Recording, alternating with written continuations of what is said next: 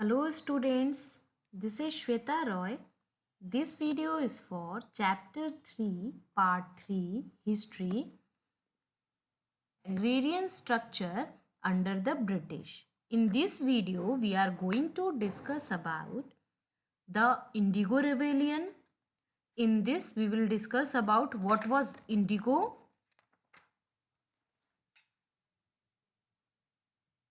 Nij system, Rayoti system, and start of the rebellion. So these are some of the topics which we are going to discuss in this video. So first we will start with the topic the Indigo Rebellion. Indigo Rebellion took place in 1859 in Bengal. Now thousands of peasants united together and they refused to grow more indigo. Now we will discuss about what was indigo. So the indigo plant primarily grew in the tropical region. Now it produced a rich blue color and that was used by the cloth manufacturers to dye cloth. Now India was also a big producer of the indigo, and the indigo which was produced in India was exported to European countries. The price of indigo was high in Europe. It was very high in Europe. So the European they manufactures the European manufacturers used another plant in place of indigo. That was woad. It was called woad. But this woad, it was not giving bright color like indigo. It gave a pale and dull blue color.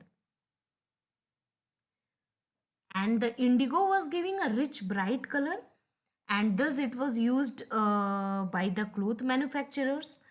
It was also imported by Europe. Now when the demand for the indigo got high because of its rich blue color, the producers of wood, they compelled their government to put a ban on indigo import. The wood producer told that the indigo should not be imported, so that because the demand for indigo was increasing, and the manufacturers were using indigo because it was having a rich blue color in place of wood. So wood producers compelled the government to ban the indigo import. But that was opposed by the cloth producers, who used to refer the indigo in place of wood. Now by the end of the 18th century, the demand for Indian indigo increased further. Now the company in India, they wanted to expand the area under indigo cultivation because they were attracted by the higher profits which they were getting from the indigo cultivation. And because of that, the officers and agents of the company invested in the indigo plantation. Now, indigo was cultivated mainly in two ways: the Nij and the Rayoti system. So here we will discuss about the Nij system. In this system, the planters produce indigo on the land directly controlled by them. Also, they bought the bid or they took it on rent and hired the laborers. Now, there was a condition indigo could be cultivated only on large blocks of fertile land. But it was not possible for the planters to expand areas. So, there was eviction of peasants from their land holdings. They evicted the peasants and took their land so that they can increase the area under indigo cultivation. But this led to conflicts. Also, in niche cultivation, they require many of the bullocks and ploughs, which actually proved expensive. Next is Reutte system. In this system, the planters used to sign a contract with Reuttes. If you see in the niche system, the planters produced indigo on the land which was directly under the control by them. But here they used to sign a contract with the Reuttes. Reuttes means peasants. They used to give money in cash at low interest to produce indigo.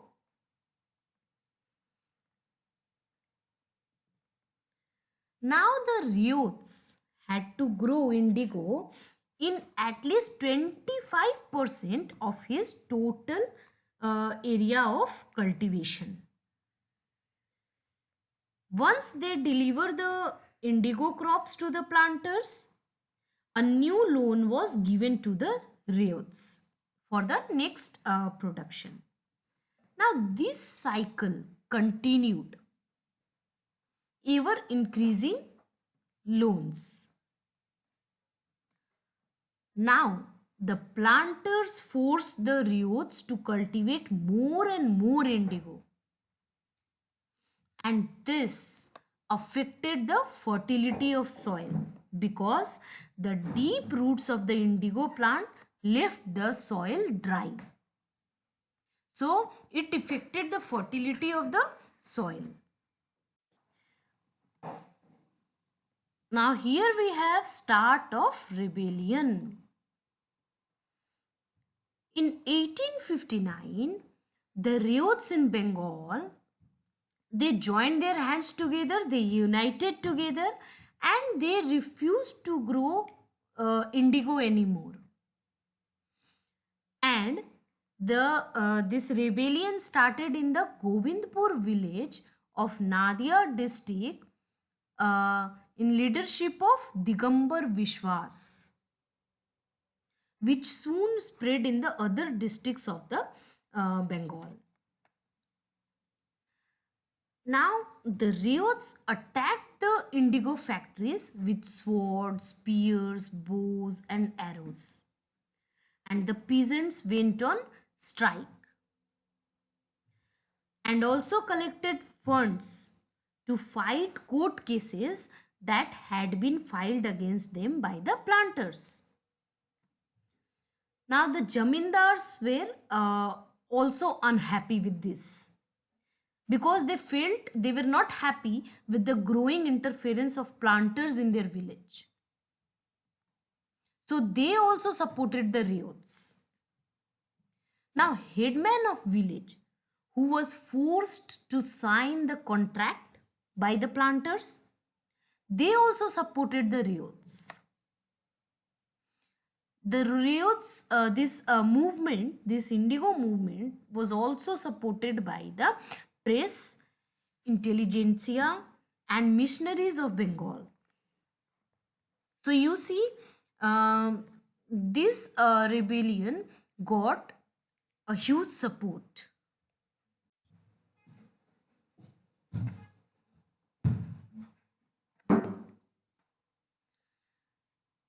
Now the government was forced to bring military to suppress this rebellion.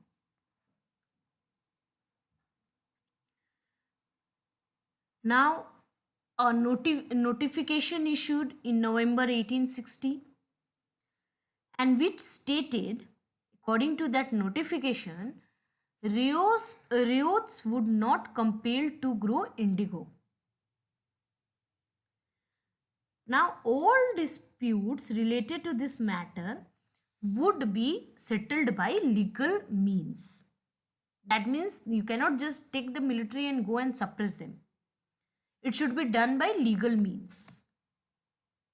Now, Indigo Commission was set up for this in 1860, which investigated the entire system of indigo production as well as plight of riots. Now, in this, the planters were found guilty, and the commission accused them of resorting to harsh methods for increased production. Also, the commission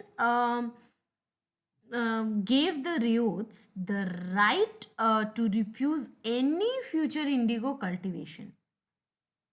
Like this, the indigo production was seized in the Bengal. Now the planters shifted their base to Bihar and UP. They moved towards Bihar and UP in late 19th century.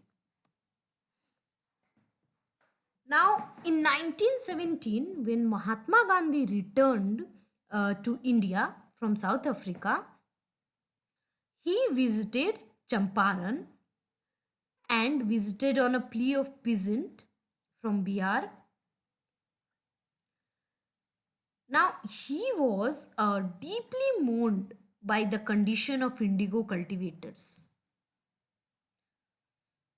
He saw their condition, and as their condition was not good, so Mahatma Gandhi launched the Champaran campaign. And because of this Champaran campaign, ultimately the peasants were relieved. So this was the indigo movement, indigo rebellion.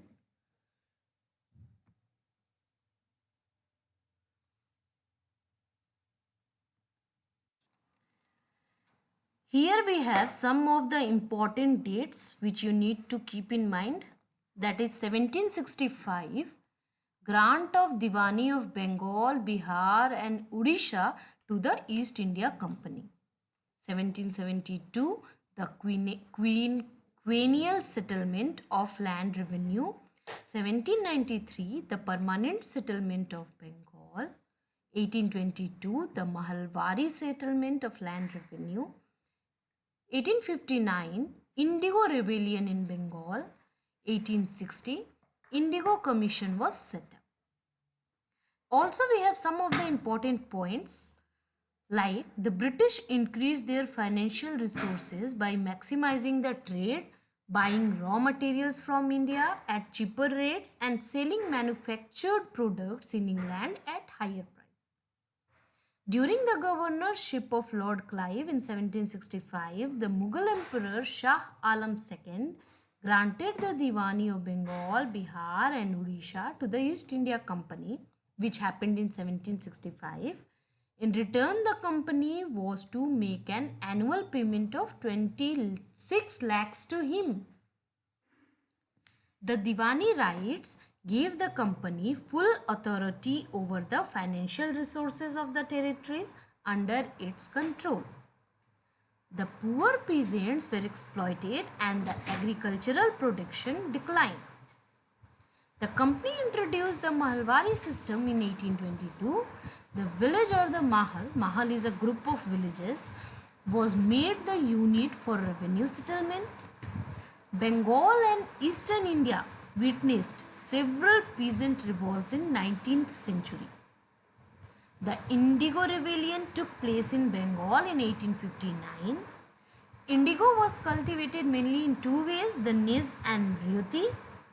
In 1859, the Rayots in the Bengal joined hands and refused to grow indigo anymore. In 1917, when Mahatma Gandhi returned to India from South Africa, he visited Champaran on the plea of a peasant from Bihar. These are some of the important points and important dates which you need to keep in mind.